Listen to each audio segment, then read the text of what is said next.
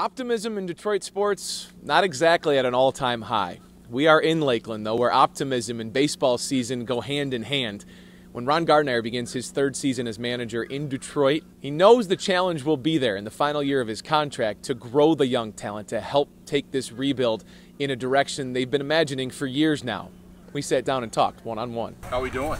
How do you balance what management wants, what ownership wants, and what the fan base is screaming and clamoring for? Well, I've kind of been through a few of these situations, and you know, when I took this job, I understood what they were asking me to do.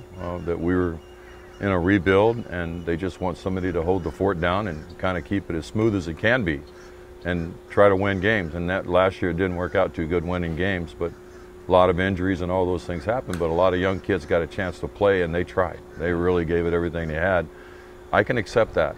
We're going to be better this year. We've got new players, so that's really why it's really exciting now. We have some veteran players that help out with, you know, the development of some of these kids. You see some of these top-level prospects working out with some of your big-name guys and some of the guys that have been MLB veterans for a long time. Is that the sort of change that excites you when you see a Matt Manning walking with Matt Boyd? Oh, absolutely. I mean, you know, we've had them up here last year for a little bit in spring training, and Al was right away, get them out, you can't have them. So this year they're going to get a little bit longer stay, hopefully, and we'll get to see them out there on the mound, and some of these young kids, you know, position players, the same thing. And I like nothing better than getting them in the game. They need, you know, to learn the ups and downs right away. It's not always going to be perfect. I just enjoy the fact that we have some talent, and I've seen it out here on the field already. They're athletic. They're mixing in with the veterans out here, and it's fun to watch. As far as his boss, Al Avila, I asked him what Matt Manning and Casey Mize in an ideal world would do this season.